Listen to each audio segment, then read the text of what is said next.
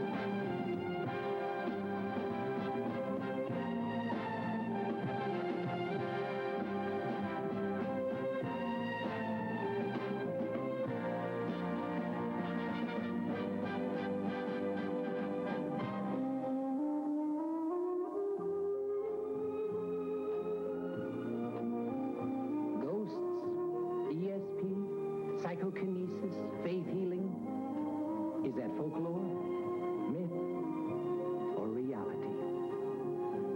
There was a time a man could be beheaded for saying that the earth was not the center of the universe, or ridiculed if he suggested that diseases were caused by tiny, unseen animals.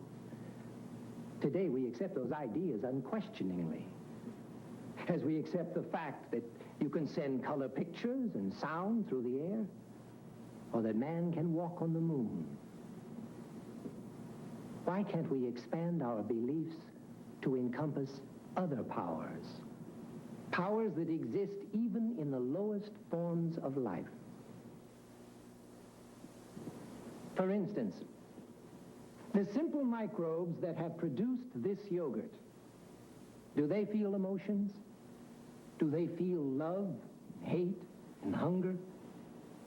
Is it just human conceit that only man can feel emotions? Plants respond if you speak lovingly to them. Cleve Baxter, a seasoned professional in the use of electronic sensing devices, proved that. You know what he also proved?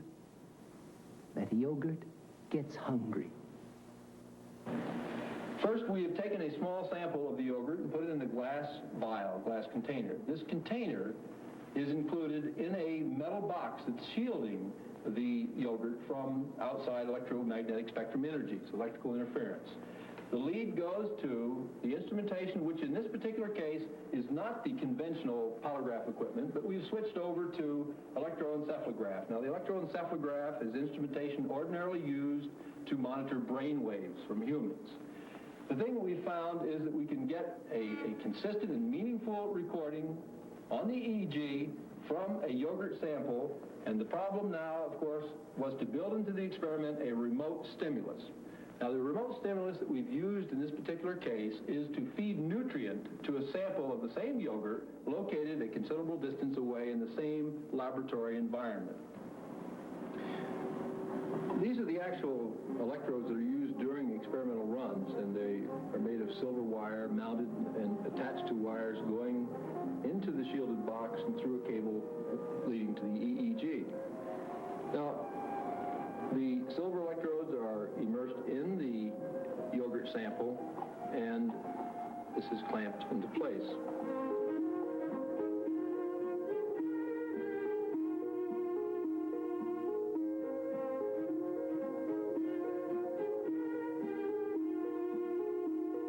Now I'm going to take some of the nutrient and bring it into the syringe, which is milk, and I'm going to add the nutrient to the container of yogurt that I have in my hand. Now actually, some yogurt from the same batch is being tested in the shielded cage. And the expectation is rather interesting. Now, after adding the nutrient, in fact, with about 10 or 15 seconds delay, we can get some additional reaction. The interesting part is, though, that the reward is being given not to the sample that's being tested, as you see here, but the sample that's being tested is reacting violently. We won't get into a philosophical discussion of whether this is a positive or a negative equivalent to emotion, but I think it's very, very interesting. Somehow yogurt will just never seem the same again. Well, at least we've shown the possibility that lower forms of life can exhibit emotions. Now, what happens if the wee beasties get sick? Simple. You take them to a healer. And that brings us to Sister M. Justa Smith, a nun and highly respected biologist. Hardly a lady given to hysterical and unsupported claims. Sister Smith has done some very interesting work in microbes and faith healing. Yeah, faith healing. I know what you're probably thinking, but the facts are right here, and now right in front of your eyes. I belong to a group of biochemists who believe that all illnesses are due to some malfunctioning enzyme. Now, if this be true, then any therapy, whether it be medicinal, physical, or paranormal, should affect the rate at which an enzyme reacts. In order to test this hypothesis, we want to determine whether or not a healer can affect a whole as well as a damaged enzyme. Under strict laboratory procedure and control, 4 batches of enzyme are prepared. 1 set tested for activity and set aside. A second is weakened under ultraviolet light. Selections from the normal and weakened enzymes are placed in a powerful electromagnet and in the healing hands of Olga Worrell. Previous experiments have shown the hands of the average person have little or no effect on enzymic activity. However, in this series of experiments, both the magnet and Olga Worrell's hands produced matched activity in all samples. There really is nothing supernatural, nor mysterious, nor occult about paranormal healing. It can be tested and measured and demonstrated in a scientific laboratory. Now for the big time. We are going to move up to more complex organisms, humans. Maimonides Hospital in Brooklyn is a well-known research and medical facility. It is also the haunt of one Dr. Stanley Krippner. The good doctor works with ordinary people who have no previous record of psychic powers. Only he has discovered a power that lies in all of us. When ESP occurs in everyday life, it usually occurs in what we call an altered state of consciousness, such as hypnosis, dreams, or relaxation states. For this reason, when we started our investigations into ESP, we did work with the telepathic dream.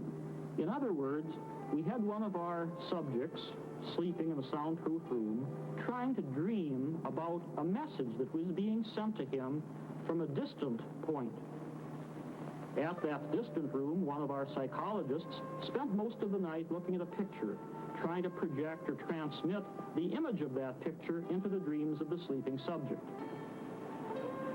Back at the lab, we watched the electroencephalographic machine very closely to see what types of brain waves and what type of eye movements the subject was demonstrating.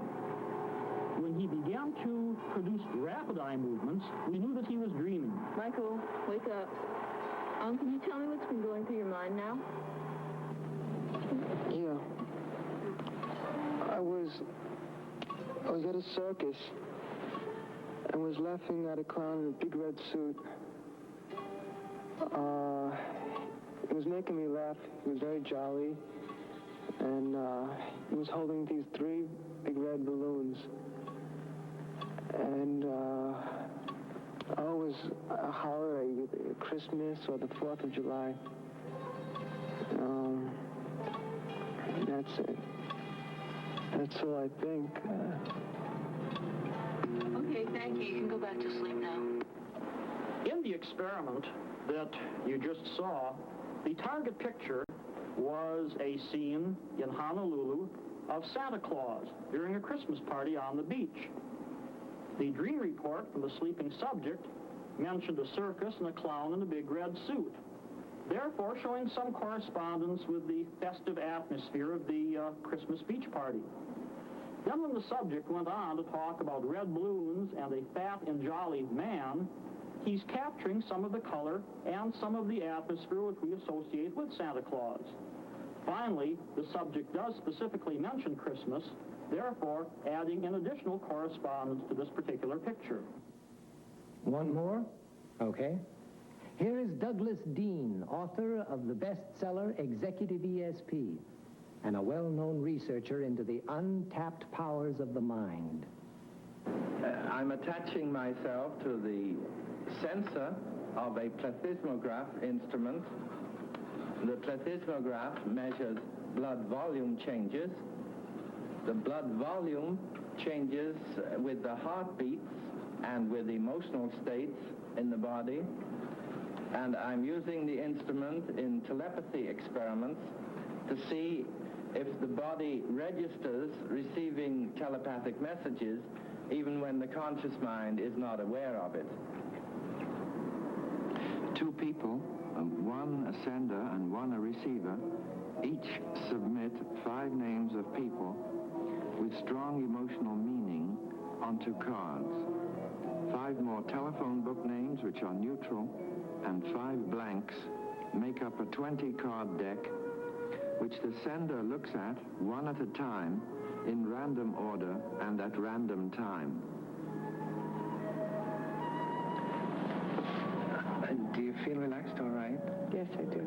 Yeah, good. Well, just keep your mind clear, and the experiment will last about 20 minutes. I'll be back then to let you out. Okay.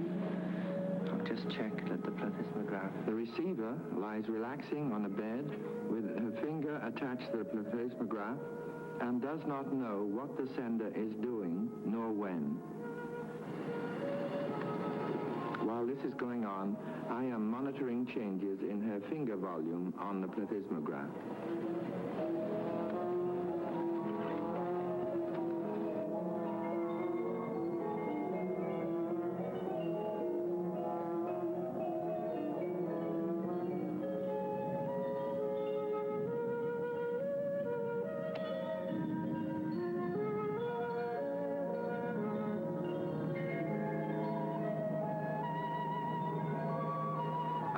Results showed that as her heartbeat went along smoothly while she relaxed, then when a name which had emotional significance for her was sent telepathically, we note a rapid drop in volume. She was not consciously aware of any change, but her finger registered it. Since there was no way using her senses that she could have known this, we assume it is due to ESP. Now it's your turn. While that film was being shown, I chose one of these 3 geometric shapes, and I'm going to concentrate on the one I chose. Your job will be to pick the first one that comes into your mind. Now, don't think about it or try to use logic. You just relax and pick the first one that comes into your mind. Ready? Okay, here we go.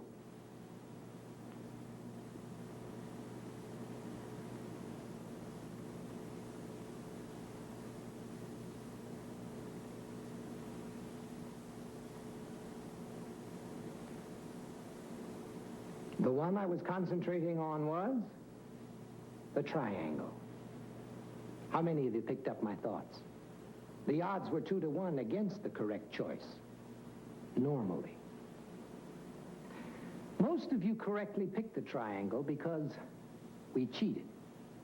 We flashed the triangle on the screen subliminally. You couldn't see it with your conscious mind, but your unconscious saw it all. You can see it here in slow motion. Now, we did this more to prove a point than to fool you. Many believe this is how ESP works. Tiny bits of information are gathered below the conscious level until a pattern emerges. Then the conscious mind finally gets the message. At least that's how it works on one level. We all know the experience of feeling that we have been in a strange place once before. The French call that déjà vu.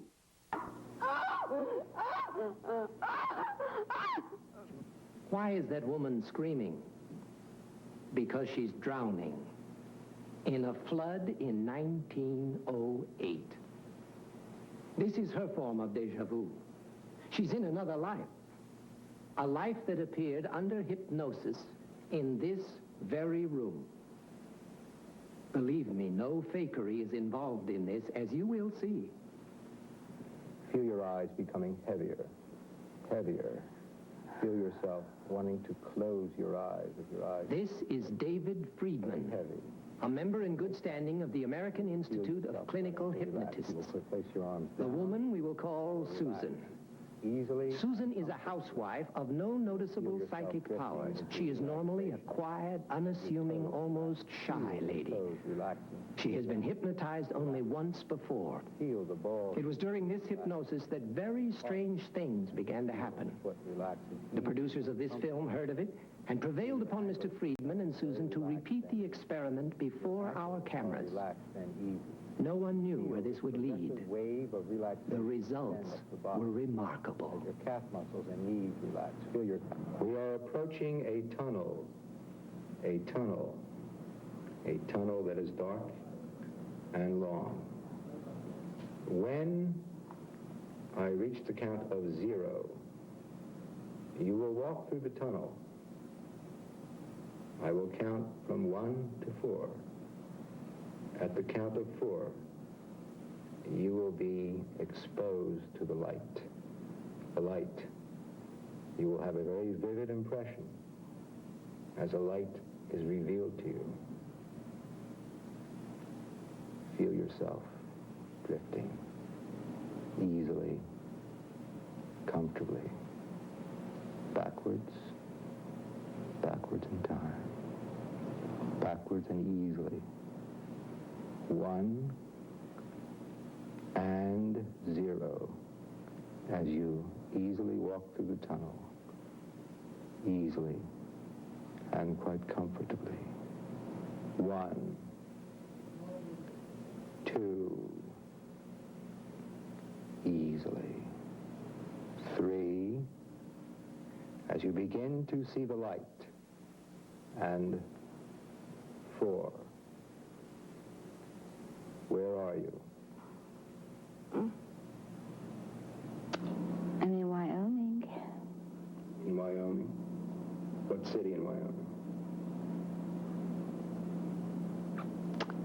I don't know. I just see a sign. That's all I see. I What is don't the know. sign? It's a Long Acre. A saloon. What are you doing there in the saloon? Well,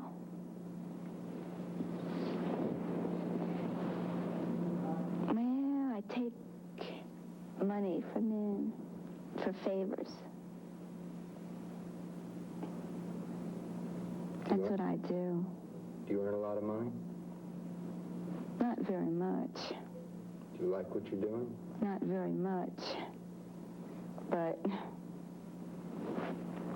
Hilda and George? Who are Hilda and George? Well, Hilda's place. That's where I am. It's Hilda's place. They're nice. I guess it's better than being out on a street somewhere. Wouldn't you say that? At least it's a hindsight better than that. But sure wish I could do something else. What is the year? 1860. How did you get to Wyoming? Do you know? No. I don't know how I got there. I don't know where anybody is. I just know it's old people there. A little busy place. In and out all day. Sloshing down that liquor. Phew. Where do you live? I live there. Where? You have a room there? Yeah, I have a room upstairs. Do you have a favorite customer in the bar? Well, Pete. Pete, well, I don't know who his last name, Pete. Gives me 2 bits. That's it, 2 bits. 2 bits for what? Well, I told you that. I take money. I don't like it at all. I don't like it at all. But if you're going to persist on it, you're going to persist on it? Okay. What kind of man do you like? Well,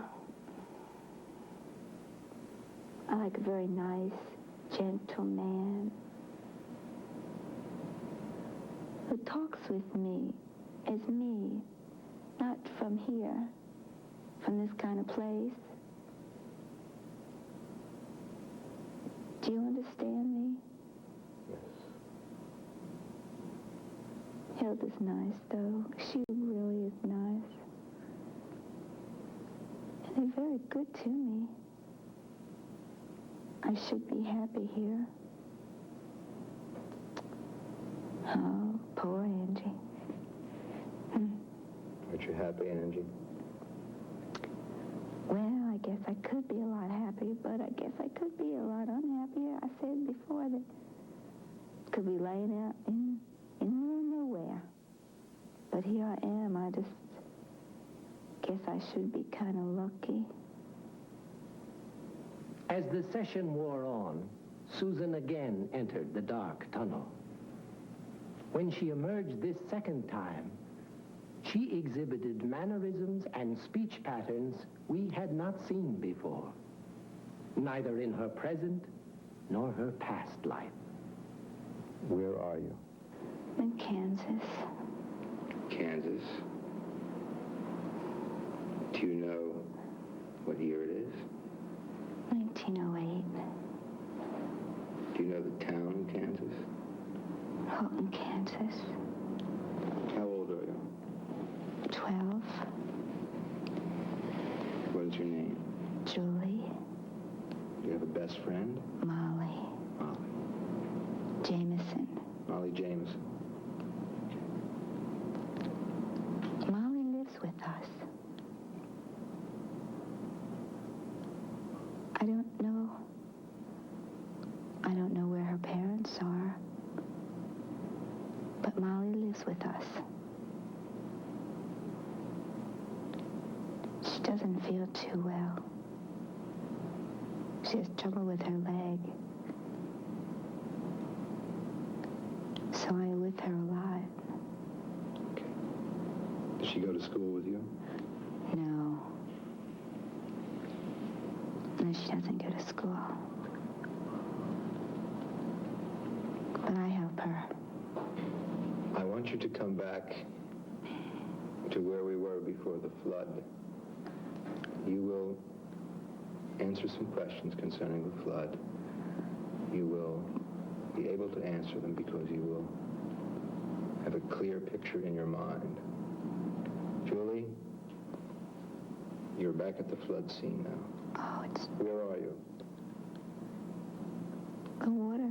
It's just coming back. What time of day is it? Nighttime. What time? It's almost nighttime. How did you get there? We heard people. We heard so many people.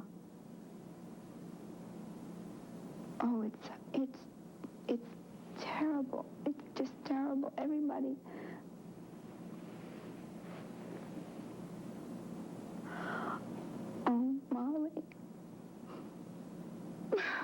What's the matter with Molly? Molly. What's happening with Molly? Molly's in the water.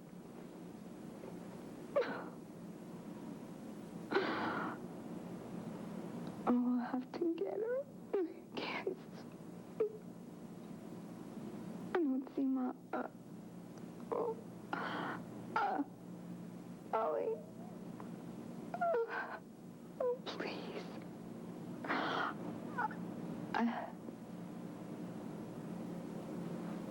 What's happening is... First I'm walking through it. It's not too bad. But I'm so scared. It's coming up. It's just coming up, Mama. Oh, Mama! Mama! Julie, like get out.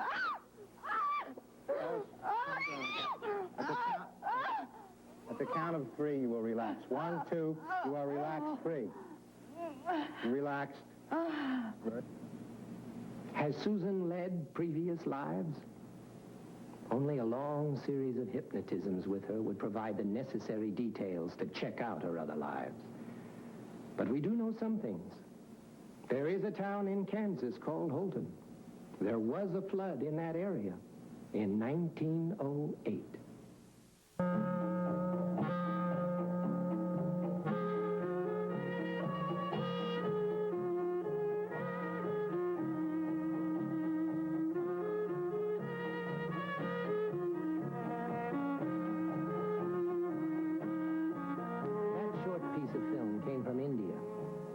Demonstration of the yoga art of muscle control. It is an example of the powers of the mind to control the functions of the body. Here's another look at those carefully controlled stomach muscles.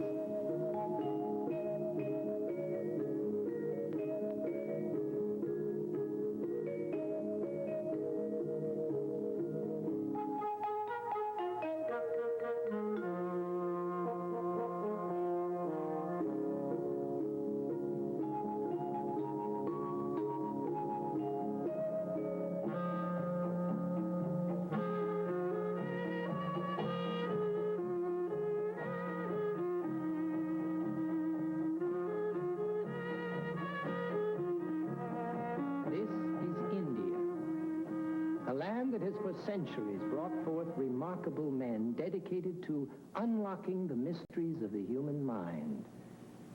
The art of deep meditation has long been considered an important part of the potential powers of the human brain. Dr. Elmer Green of the Menninger Clinic has spent a good portion of his life scientifically studying the phenomenal ability of the mind to consciously control what were thought to be automatic body functions. One of the unusual people we had a chance to study was Swami Rama from Rishikesh, India. We had heard that he could do some unusual things, and we asked him to perform. He demonstrated blood flow control in his hand, and then one day he said, "Tomorrow I'll stop my heart." We objected to this because of the fact that he had said it was a risky thing to do without fasting, and he hadn't been fasting. But he said, "No, I want to do it. I've never been wired up before. If I do it, now I'll know what I can do." When we still objected, he said, "I'll sign papers that say the Menninger Foundation is not responsible for my death." Well, the way it worked out, he won the argument. We didn't bother about the papers because he agreed to only stop his heart for 10 seconds. When we wired him up and put him in the lab, we found out that his heart was beating at a normal rate, and suddenly it began beating at 5 times the normal rate. And when I asked him about this, and I said, "You know, your heart didn't really stop the way we thought. I thought it was going to draw a straight line."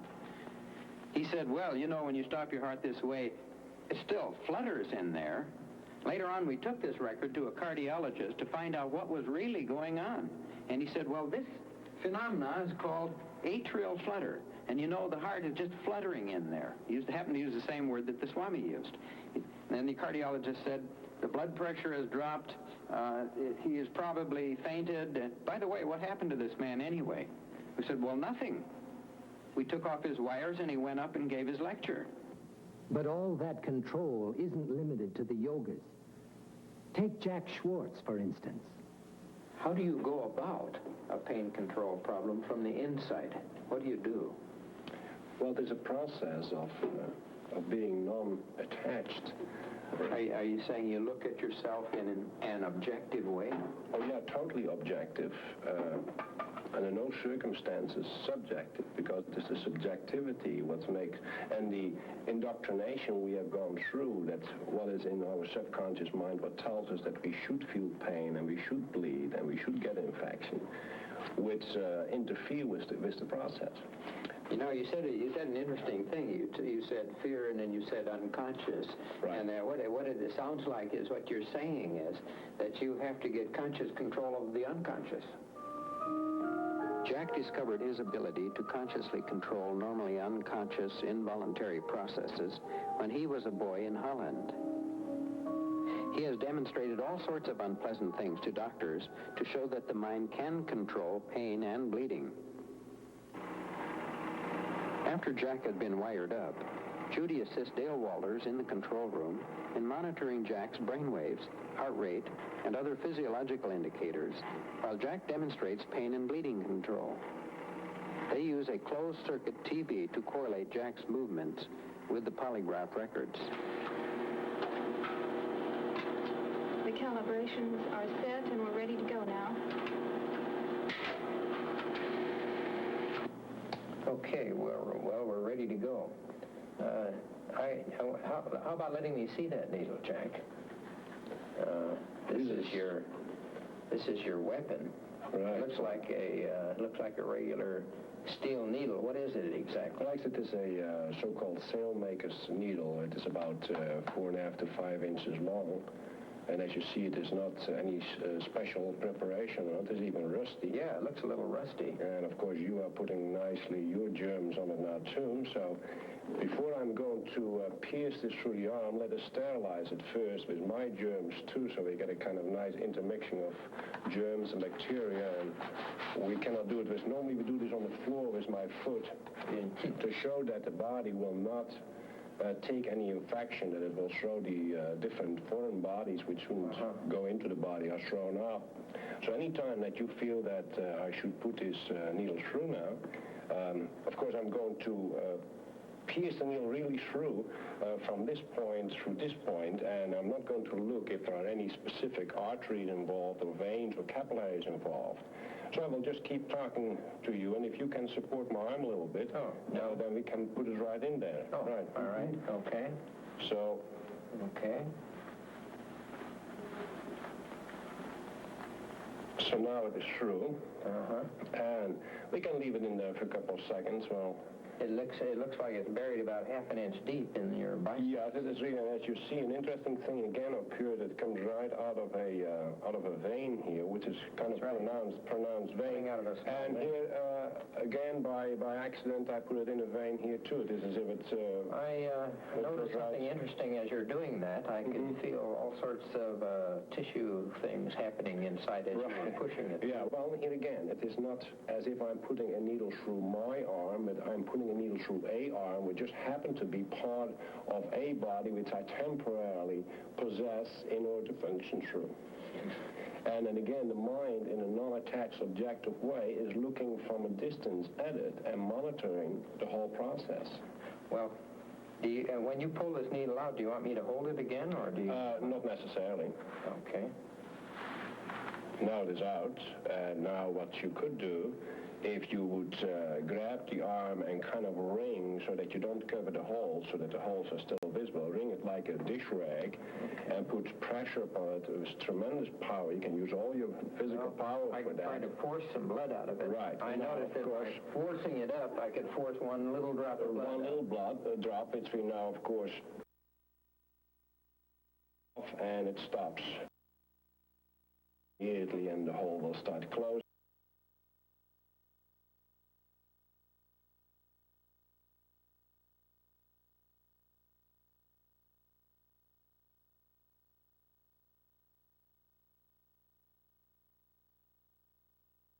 In the box, in a reduced oxygen environment for 7 hours.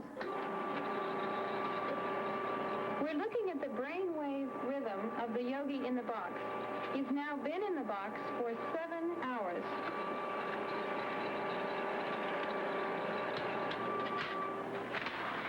This is very clear alpha. It's a fairly high amplitude and it's a slow frequency.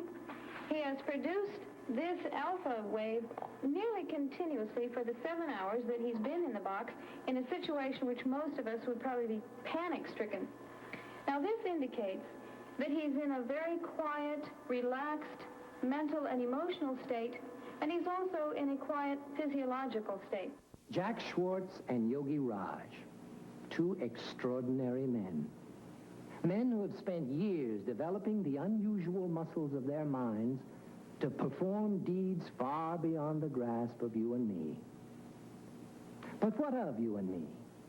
Don't we possess powers that could be called upon without a lifetime's preparation? Dr. George Owen, Canada's foremost expert on parapsychology, thinks so. He's taught groups of ordinary people, just like you and me, to focus the powers of their minds in a matter of weeks. In his carefully supervised experiments, all the carnival trappings of seances and the like have been stripped away. Under scientific conditions, Dr. Owen's group proved the powers that may lie within us all. The members of the group are regarded as perfectly normal people, or as normal as anyone can actually be. 4 are housewives: Sue, Dorothy, Andy, and Iris. Sid is a salesman, Bernice an accountant, Al is an engineer, and Lorne a designer. None of them claims to be a medium. Psychical research is just one of their many diverse interests. As researchers, the group had to be scrupulous in their approach. The first problem they had to solve was this: how to be sure that if they got physical effects, these were not due to a spirit.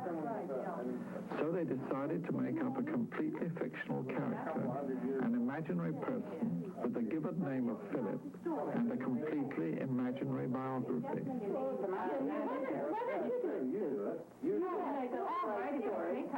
A week later, she narrated the story of Philip. This is it. Philip was an aristocratic Englishman living in the middle 1600s at the time of Oliver Cromwell. He was married to a beautiful but cold and frigid wife, Dorothea. One day when out riding, Philip came across a gypsy encampment and saw there a beautiful gypsy girl, Margot, and fell instantly in love with her. He brought her back secretly to live in the gatehouse near the stables of Dittingen Manor, his family home.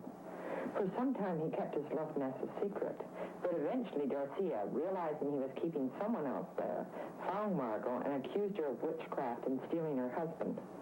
Philip was too scared of losing his reputation and his possessions to protest at the trial of Margot, and she was convicted of witchcraft and burned at the stake. Philip subsequently was stricken with remorse. Finally, one morning his body was found at the bottom of the battlements whence he had cast himself in a fit of agony and remorse. Oh, that's enough. He really used imagination on that one. The group discussed the life and character they had given Philip until they were all agreed on the details. A picture was drawn by Andy and agreed to be a true likeness of Philip. It should be stressed that though Diddington Manor is a real place, there is no evidence that anyone like Philip ever lived there. In addition, some historical errors were deliberately introduced into the story to emphasize its fictitious nature. Oh, yes, definitely. I think you got it especially the eyes. In the fall of 1973, the group changed their approach as a result of reading articles by Mr. Batcheldor and Mr. Brooks Smith and Mr. Hunt, which appeared in the Journal of the British Society for Psychical Research. These investigators had got physical effects by sitting round a table, as in the old spiritualist seances. But they created an atmosphere of jollity and relaxation. They told jokes, sang songs, and exhorted the table in a light-hearted way to obey their commands. The Toronto group adopted the same approach, singing such ditties as Lloyd George Knew My Father to the tune of Onward Christian Soldiers, playing music such as Green Sleeves or Amazing Grace, and addressing questions to the table as if it really were Philip. And between sittings, objects suggestive of Philip, such as fencing foils, 17th century manuscripts, and pictures of Diddington Hall were kept. For most sittings, the same four-legged table was used. As soon as the group adopted this new approach, they got phenomena. First there came a vibration in the table. Also, raps came out of the table. They seemed to come from inside the woodwork. Hello, Philip. Are you there? Good morning, Philip. Good morning, Philip. Hi, Philip. I heard you bought some more new horses. Come on. Speak up. Let's hear some knocks. Come on, let's get some bangs. Come on, let's get going. Have you brought Dorothea with you? Have you seen Dorothea lately? No. No. Would you like to see Dorothea lately? No. No. Didn't you love Dorothea in your time?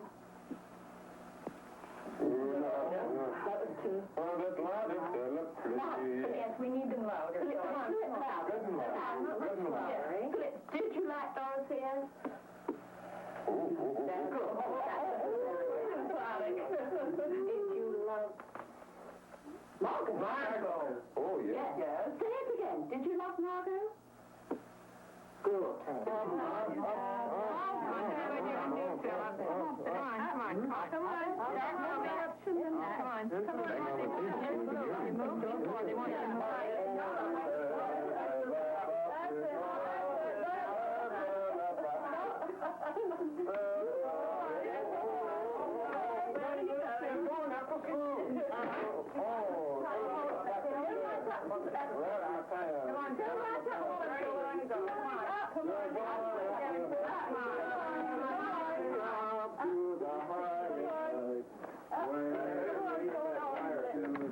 Then the table would actually move. It would glide over the thick pile carpet, or even rear up on one or two legs only. Attempts to reproduce this motion by pushing always fail. It was impossible to imitate the table's spontaneous motion. The group has succeeded many times. Visitors have watched their proceedings in bright light or even joined the group at the table. It's clear that there is no possibility that the phenomena are produced by trickery. The Society's research committee, under Dr. Owen, has taken every precaution to obviate fraud and can state categorically that the phenomena are genuine and paranormal.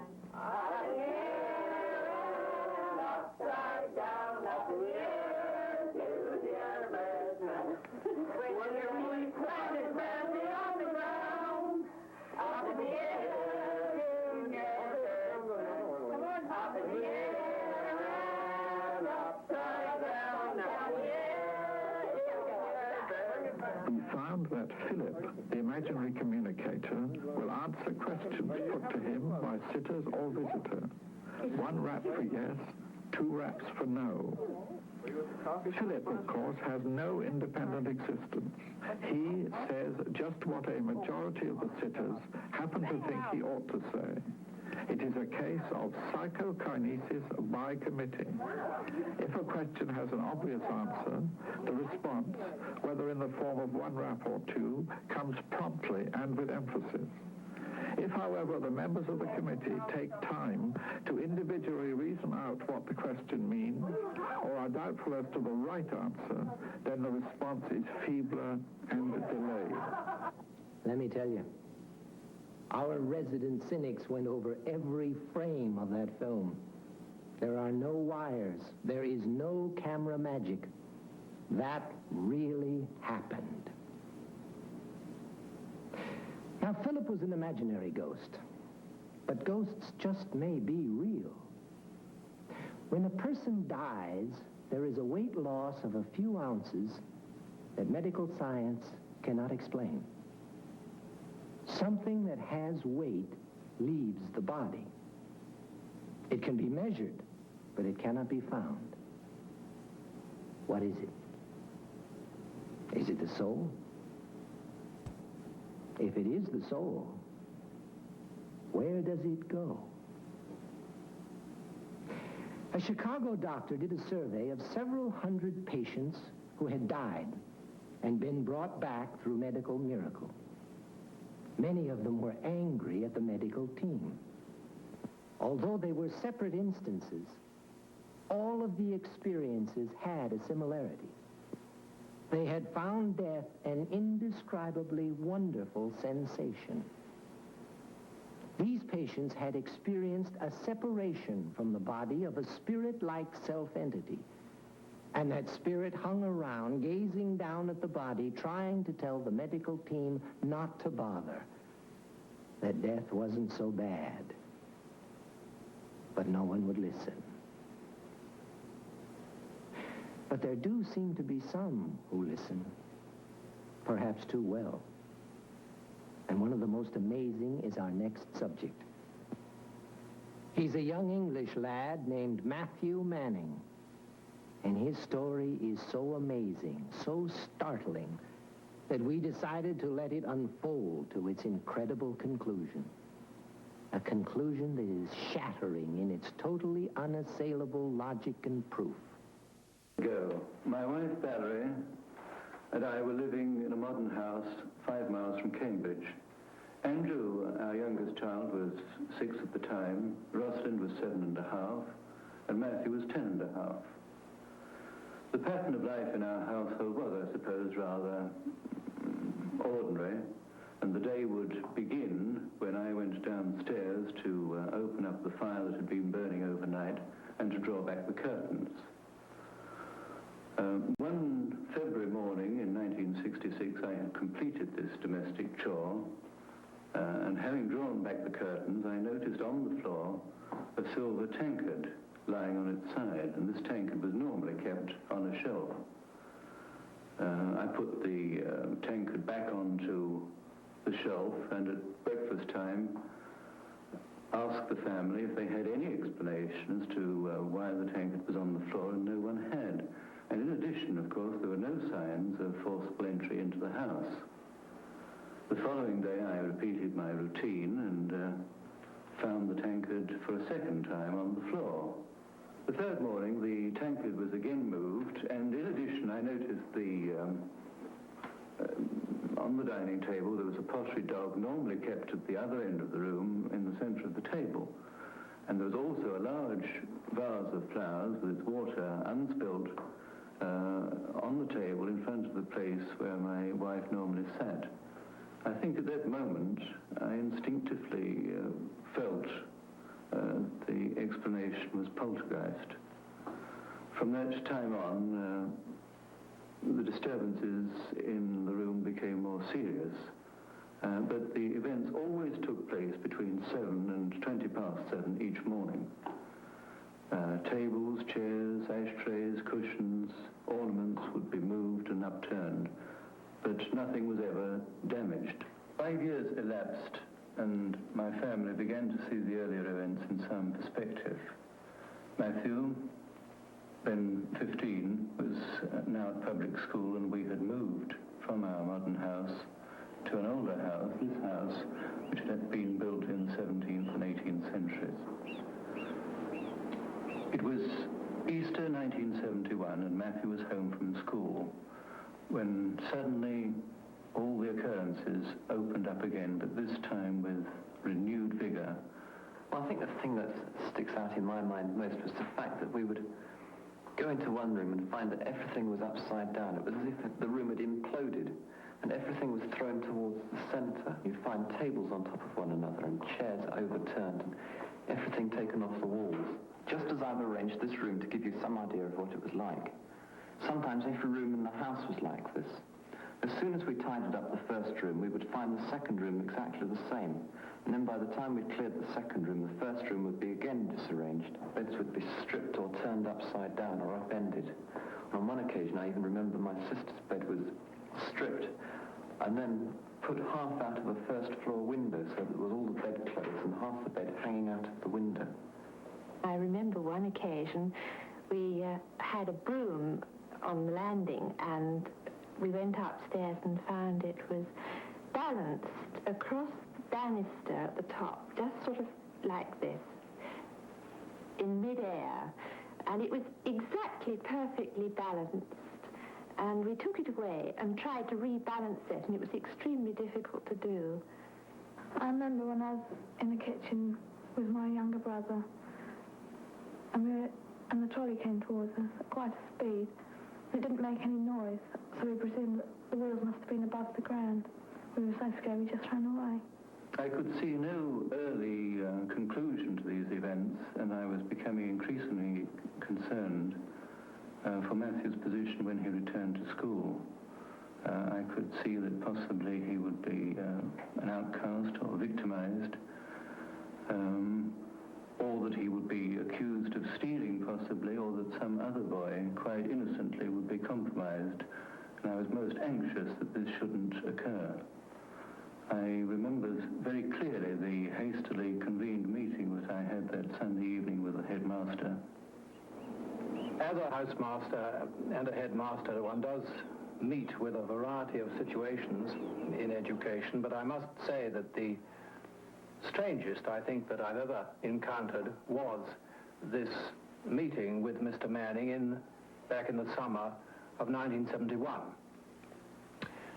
My immediate reaction, rather, as an old square, was to discount a good deal of what he'd told me, and I did feel that, well, in the hurly-burly of a boarding house, of a school, the rough and tumble generally, somehow these manifestations, these disturbances, might very well not occur at all. Anyway, I was certainly perfectly prepared to try this out. Well, in point of fact, from a very early stage that term, after a day or two, disturbances did undoubtedly occur. Well, this is the dormitory that I slept in with 25 other boys, and in actual fact, this is the very bed that I slept in. And frequently, this bed would move. You could see it's a very heavy bed, and it would move over to the beds over there. There were lights that appeared on the wall, and the wall, if touched, was warm. There were sudden showers of extraordinary items, bits of broken glass, bits of chain, bits of cutlery, which would descend sometimes in the dormitory, sometimes in the changing room, with a cloud of witnesses. In his study, the radio or the record player would get mysteriously switched on or off by no apparent human agency. Books would move and so on. And I think we were all satisfied that something quite inexplicable, rationally, was happening. I was in the same dormitory as Matthew, and we had some very unusual experiences happening. I remember one boy in particular was very frightened of all these things that were going on in the dormitory, and he took a Bible up to bed with him, hoping that this would protect him from what was going on, keep all the knives that were being thrown at everybody at bay. It didn't seem to do much for him. It just seemed to aggravate the situation. He seemed to get more of these knives and forks and so on thrown in his direction than anybody else did. These knives and forks used to come flying at us from all directions. They never used to hit us, so although they frightened us at first, afterwards we began to just take it for granted that they would miss us by inches. The domestic staff, which were engaged to come and clean the boys' dormitories daily, always used to start their work after the boys left their dormitory at 8 o'clock, and thereon they were not allowed to go back in there again. And the staff came to me, not once, but several times, to say, "Matron, is at it again?" And I'd go back to their dormitory and find a chair across the door one couldn't enter, beds had been twisted and mattresses upturned, and such phenomena. I stumbled across a way of stopping the poltergeist purely by accident. And about the time when this poltergeist activity was going on, I was writing an essay. I don't know, I can't even remember what it was about. And I had my hand just poised slightly above the paper, and I was thinking of what to write next, because I couldn't think of anything. And I must have gone off into a daydream, and my hand suddenly went down. and I started scrawling across the paper in an illegible and incoherent writing which didn't make any sense. And that surprised me, and I didn't know what had happened. And so I ripped up the piece of paper, I think probably because I was frightened more than anything else. And then I noticed that for about 3 days after that had happened, we had no poltergeist activity at all. And it seemed that I had to empty my mind as completely as I could. And then, when my mind was almost completely empty, my hand would start moving. And it would write in a handwriting that wasn't my own.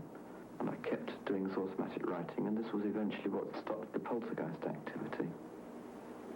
Well, after about 2 or 3 years, the writing became easier and easier to do until eventually I could more or less just sit down and do the writing at will, although I couldn't always get who I wanted to write for me.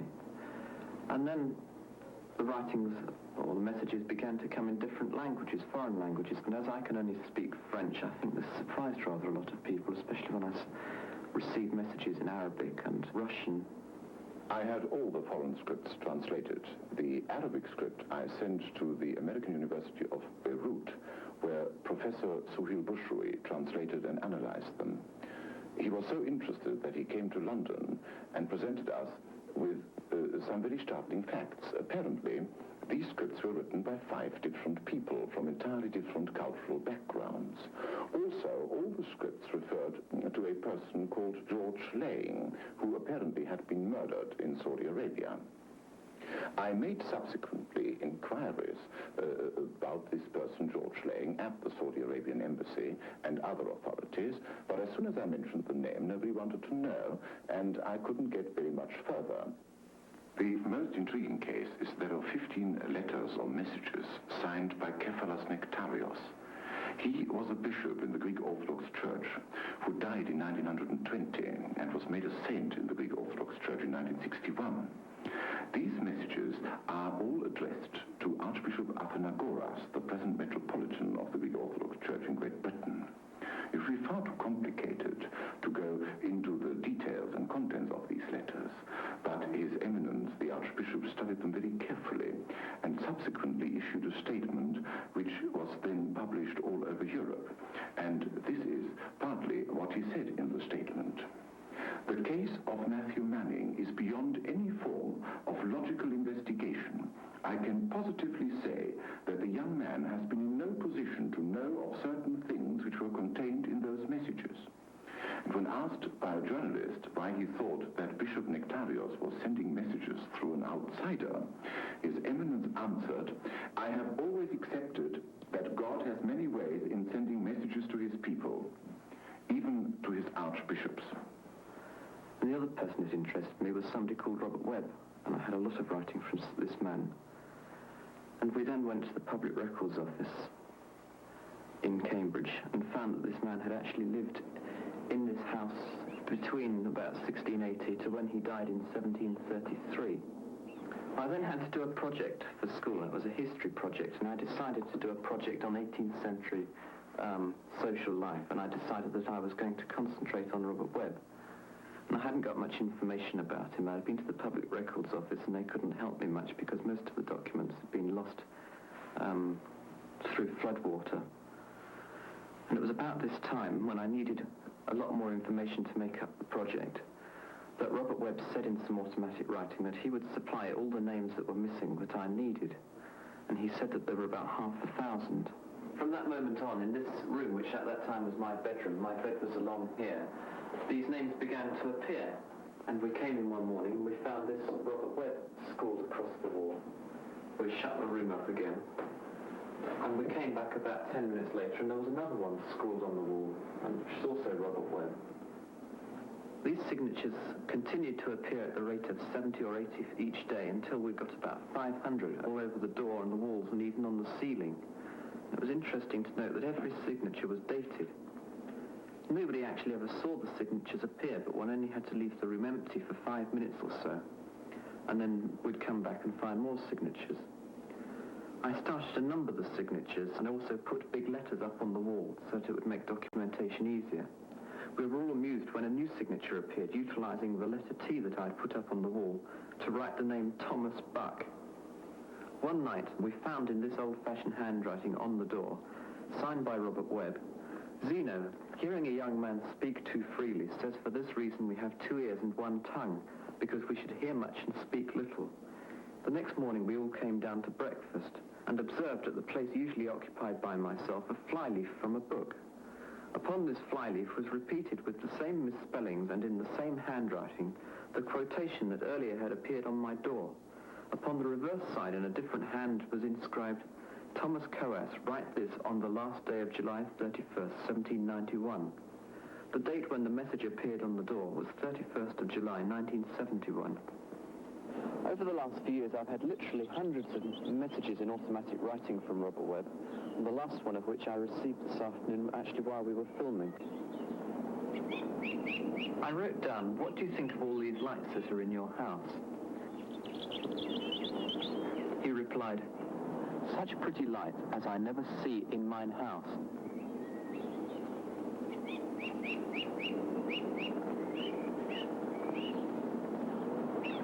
And such a pretty light on mine stairs.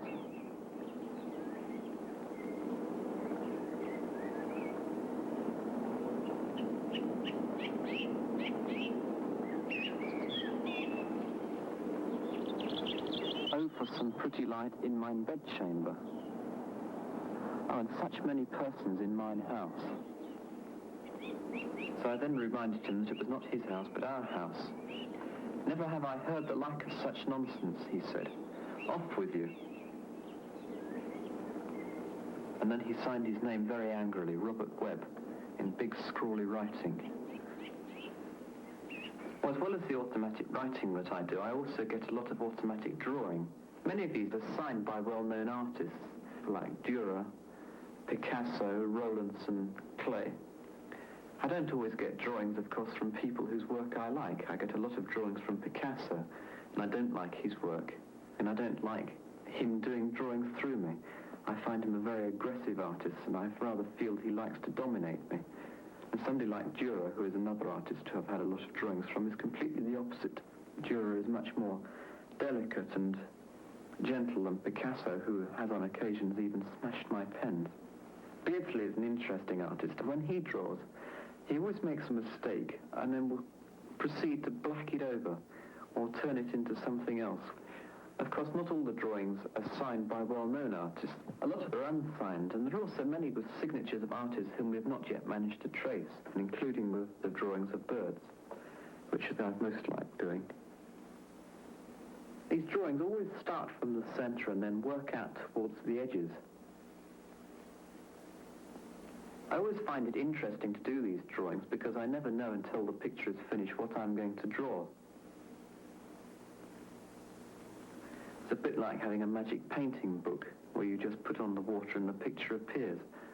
Only here, I just start drawing and I don't know what I'm going to draw. And then the drawing just appears. They're also drawn at a speed which is far faster, I'm sure, than most normal artists can draw. The drawing I did for this film took only about 7 minutes. Incredible? Well, there are aspects of Mathews' psychic ability we have not covered. For example, his ability to bend a metal object with a touch. But we now have a scientific update on Mathew from studies on him made by a group of leading scientists. We've done 2 experiments with Mathew, looking at his brain waves while he is bending keys or bending forks. Now, what we did was we hooked up an EEG machine. This is essentially an amplifier for looking at brain waves. And we used the special electrode arrangement that we've developed. The particular way that the experiment was done, we had Mathew just sitting in a chair, with his eyes open, relaxing, and then with his eyes closed, relaxing. Then I would give him a key and ask him to do whatever he does. Whatever goes on inside his head, when he bends the key, that's what I would ask him to do. Now, at the moment that he would bend the key, just the 10 seconds, just preceding that moment, we had some very interesting findings in his brain waves. It's something that had never been seen before in a natural experiment like this, in that the pattern of the brain waves was like a ramp function. At the low frequencies on his brain waves were in high amplitude, and the higher frequencies were very much attenuated. And that's a curious finding. It's curious because that particular ramp function is produced by only one group of cells in the brain. And that group of cells is called the nucleus accumbens. Perhaps for the first time, we may have a glimpse as to where in the brain this particular psychic ability is being controlled. And that's a breakthrough. As a general rule, I think it could be dangerous trying to control things. People who have natural psychic abilities and feel confident about using them, it's all right for them to do things, but I'm a little dubious about whether people who can't control these things should try and do so. The two questions that I'm asked most frequently are A, do you consider yourself a spiritualist? And B, what are you going to do with yourself in the future? But the answer to the first question is that I don't consider myself a spiritualist. I would say that I'm a spiritist. A spiritist is somebody who believes that one can communicate with the dead.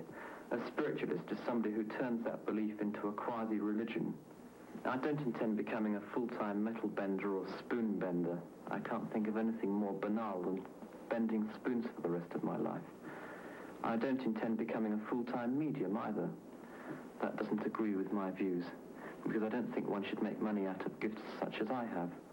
Yogis and yogurt, enzymes and ESP, psychics and psychokinesis, the many powers that exist in all of us, just now being explored and tested, explained. What answers will soon be ours? What new powers will we someday prove and own?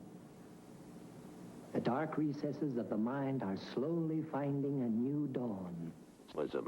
Psychokinesis, reincarnation, psychic healing. All these extraordinary phenomena have puzzled mankind for thousands of years. Some now say that the secret to all these things will be revealed to us by extraterrestrials. Thousands of people from all different parts of our Earth claim to have seen unidentified flying objects. Some even claim to have been contacted by the creatures inside these UFOs. Thursday night, I believe it was October the 11th, myself and a friend of mine were fishing on the Pascagoula River by the old Shaw-Peter shipyard on the west side of the river.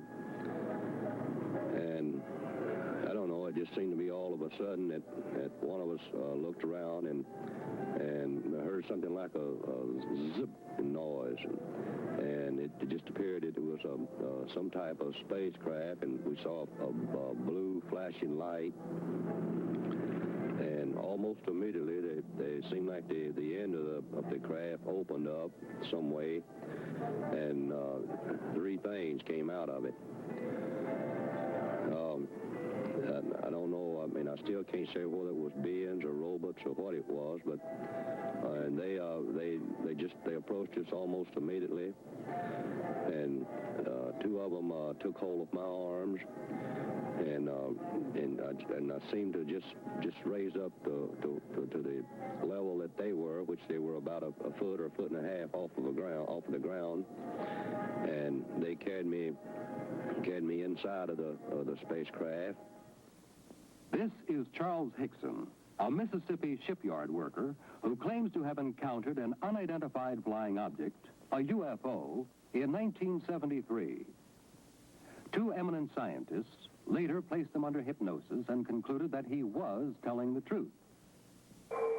Shortly after World War II, on June 24th, 1947, pilot Kenneth Arnold reported seeing a cylindrically shaped flying object in the sky which looked like a flying saucer. Since then, thousands of similar sightings have been made around the world, and the mysterious spacecraft have become known as UFOs. It was exactly 8:05 p.m. when Air Defense Command received word that a mysterious light was hovering low on the horizon, just northeast of Rapid City, South Dakota. Radar operators at Ellsworth Air Force Base shifted their attention to the northeast quadrant of the sky and immediately picked up an unidentified target. Air traffic control quickly contacted an F-84 patrolling in the west, asked for an interception, and vectored the jet toward the UFO. A moment later, the jet's radar picked up the unidentified return and locked on. The plane was just 3 miles from its target when the lights suddenly moved away with a fantastic burst of speed. The pursuit lasted for 120 miles, but the jet could not gain on the object. Finally, the pilot abandoned the chase. At ground control, the fascinated radar men watched the unknown object change direction and trailed the jet back to the airfield. Although science has failed to supply a generally accepted explanation of these phenomena, the subject has been investigated by the United States government, including a committee of the United States Congress. Congressman J. Edward Rausch of Indiana is chairman of the House Committee on Science and Astronautics. Congressman, do you believe the UFOs are fact or fiction? Well, I hesitate in answering the question only because of this. I don't know. And that's my problem. I don't know whether they are fact or fiction. Have you seen any films or photos of UFOs? I have not seen film. I have seen photos which purport to be UFOs. A few years ago, I conducted a symposium here on Capitol Hill. And the participants of this symposium were scientists of some renown. And they were scientists who had an interest in UFOs. And during the course of that symposium, photos were presented. No motion picture film, but photos were presented which purported to be UFOs. Do you know Dr. Robert Baker? Well, I know a Dr. Robert M.L. Baker, Jr., who testified before the House Committee on Science and Astronautics in 1968 and presented some fascinating testimony on UFOs. The next two films are from the files of the Smithsonian Institute in Washington, D.C., and Dr. Baker has analyzed and evaluated them. Next, we have the Montana 1950 film showing two bright objects. It was taken about 11:30 a.m. Mountain Standard Time in August 1950 by Nicholas Mariana at Great Falls, Montana. Now, the natural phenomena here that is often given as the source of these images is airplane reflections. Airplanes, unless they were moving at fantastic speeds, would have to be so close to the observer to be identified as airplanes in order for them to portray the kind of motion seen on the film. So this I really don't concede to be airplanes, airplane reflections, comets, and some of the other things. In 1952, several UFOs were sighted and photographed by Delbert Newhouse, a Navy photographer near Tremont in Utah. He estimated that there were about a dozen or so of the objects. They were the color of gunmetal and were shaped like two saucers, one inverted on the top of another. The explanation that the camera was out of focus or that the objects were a flock of soaring gulls has not been confirmed or denied by experts who have evaluated the film. Dr. Baker had this to say. And birds simply don't make those kinds of accelerated turns at the high speed that they would have to be moving. There also exists meteorological data that would indicate that this probably wasn't the time where you have birds that can maintain flight for long periods of time simply spiraling. Yes, they gave me, I guess, some type of examination. I don't know what it was, but it seemed to be maybe some kind of an eye or something that it kept floating back and forth over my body, which it didn't ever touch my body. And then I seemed to be floating on the inside. I didn't touch anything in there that I know of. And then later on, they carried me back outside and released me. And it seems like it was almost immediately again. I heard the little noise, the zipping noise, and the blue light was still flashing, and the craft was just almost immediately gone. How do scientists explain these phenomena? Are they distorted visions of high-flying birds, insects, airplane reflections, wandering weather balloons, mirages, optical illusions, hallucinations, meteorites, the planet Venus?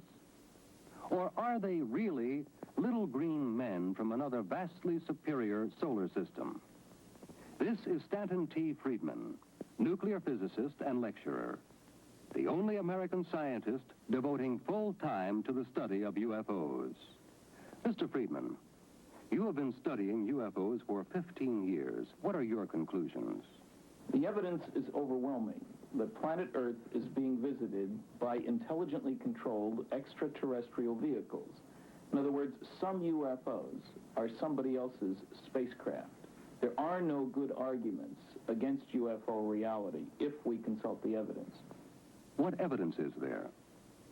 There are all sorts of large-scale scientific studies, 5 prominent ones, I believe, which provide us with eyewitness testimony, with radar cases, with photographs, with simultaneous radar visual cases, with reports with visual aids such as binoculars, telescopes, that sort of thing. I like to consult the large-scale studies rather than individual cases, because why bother with individual cases if you have collections of 2,000 cases, as we do? In the biggest study ever done on UFOs, done for the Air Force, and this is the cover of a privately published version because the original was never distributed to the public. Project Blue Book Special Report number 14, they covered 2,199 cases, and the public was told that only 3% were unknown, and that even those could have been identified if more data had been available. They were also told that soon we would be building round craft that look like this one up here, and that don't worry if you see one, it's ours. The question that really bothers many people is, who cares about the saucers, but are there any creatures on board? Are there any people from elsewhere associated with UFOs?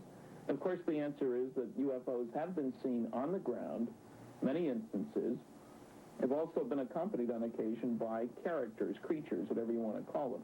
Did you struggle with them when they came out of the spacecraft? No, I seemed to be unable to struggle. Whenever they took hold of me, I seemed to have lost all feelings, and I don't remember struggling any at all with them. A man in Missouri gave a paper on 546 landing cases from 34 countries. These all involve traces, that is, where some marks were left after the UFO took off. One place where this happened was on the Johnson Farm in Delphos, Kansas, November 2nd, 1971. The strange marks in the middle there are a ring of soil affected by a UFO. There are a whole host of tests run on the ring. It's clear that something strange happened to the soil as far down as 14 inches deep. To give you an example of what happens to soil, the soil on the left was from that ring, obviously different in color and texture, and I might say from laboratory tests also different in composition from the normal soil on the right. One of the most famous cases is the one involving this couple, Betty and Barney Hill, who in 1961 not only saw a UFO, but according to hypnotic sessions done 2 years later, under regressive hypnotic analysis, they both told the same story of being taken on board that UFO, physically examined, put back out, told they wouldn't remember what happened, and not remembering what happened. What did they look like, which one can see here? This is a drawing made by an artist, as Barney, under hypnosis, described what their captors looked like. They're under 5 feet tall, slightly different facial features than ours, but definitely humanoid.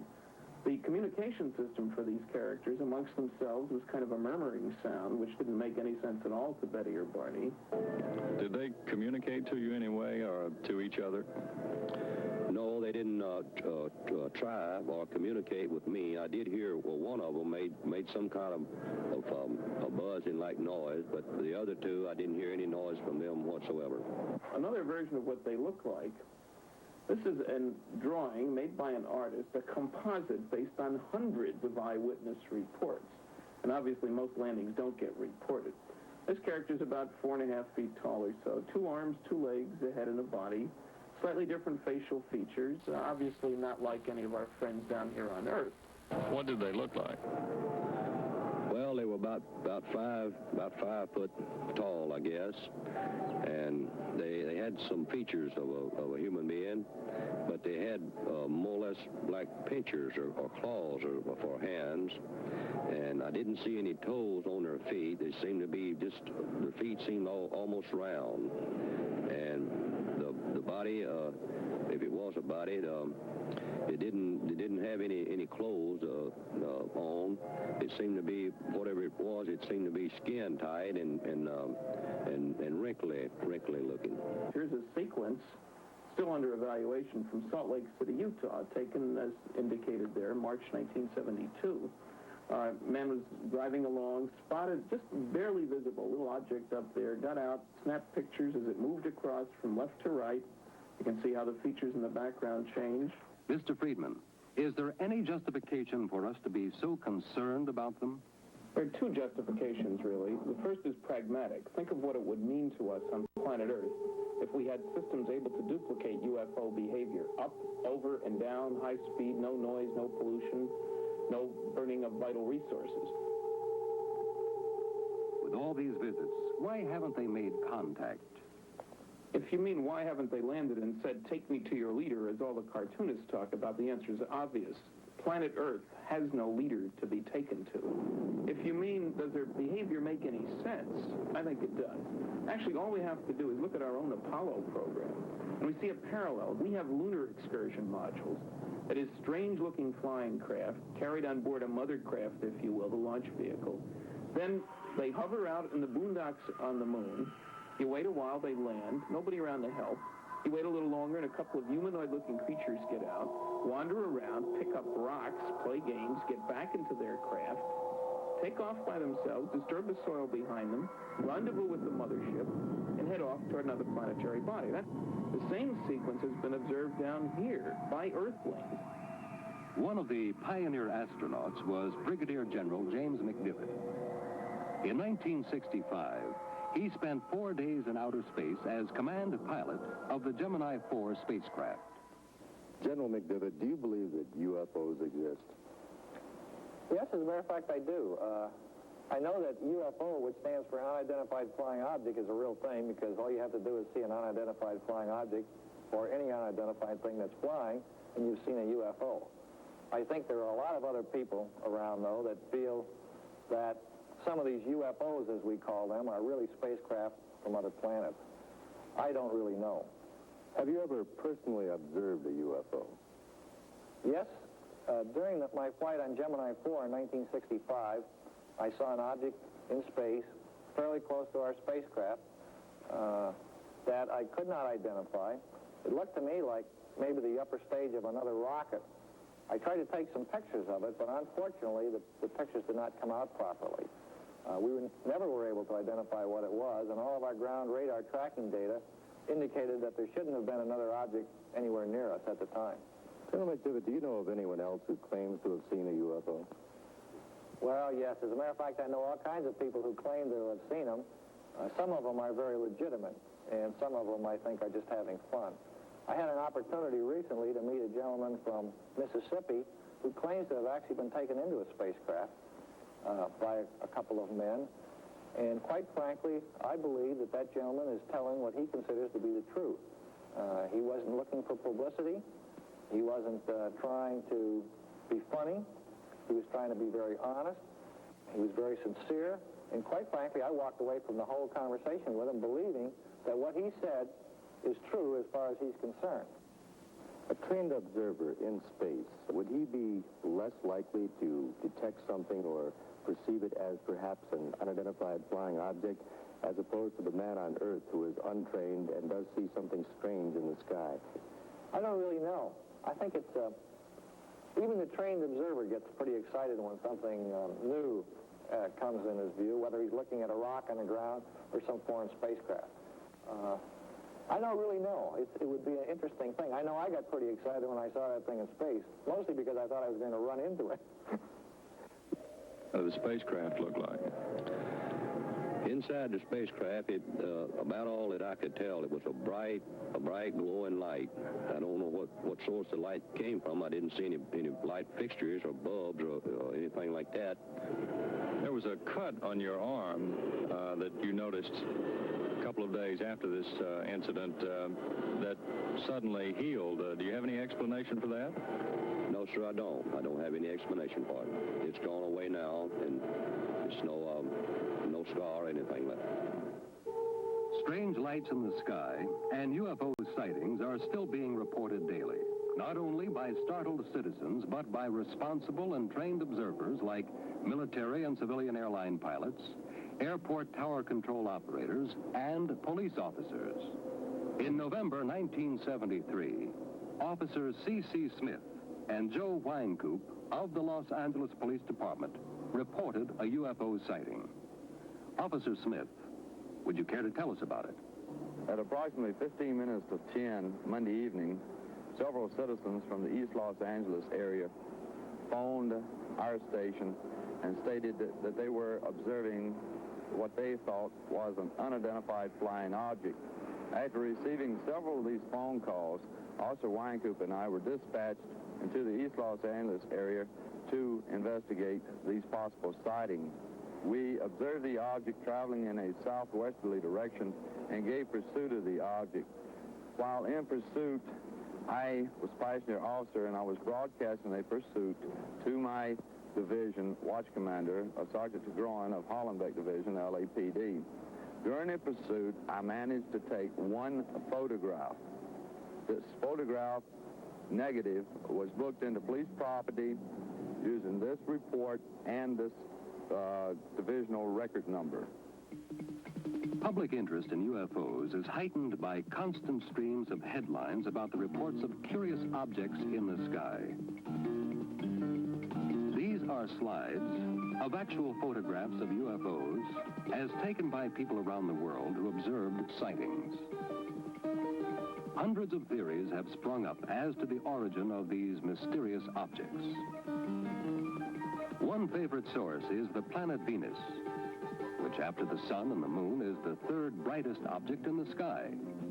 Yet latest conclusions from scientists are that there is very little possibility of life on that planet. Experts like Dr. Baker believe that we can only frustrate ourselves with constant theorizing. What is needed is more sophisticated analysis of existing evidence, such as these photographs. Many skeptics attack the theory that the flying saucers bear beings from other solar systems by pointing out that all sightings have been accidental and fleeting. Why, these skeptics ask, don't the creatures in the flying saucers make themselves known to our leading scientists and government officials? But Dr. Baker argues that it is not even necessary to consider whether these phenomena were piloted to Earth by extraterrestrial beings with advanced engineering capabilities far beyond our wildest imagination.